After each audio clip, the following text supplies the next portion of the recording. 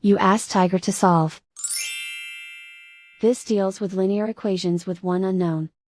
The final result is x equals -14. Let's solve it step by step. Simplify the expression. Expand the parentheses. Simplify the arithmetic. Group all x terms on the left side of the equation. Subtract 3x from both sides. Group like terms. Simplify the arithmetic.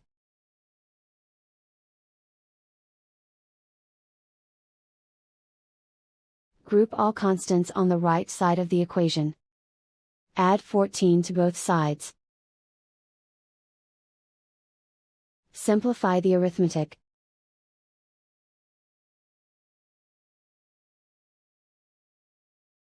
Convert the x into a positive number.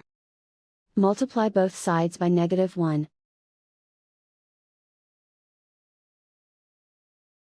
Remove the ones. Simplify the arithmetic. And so the final result is x equals -14.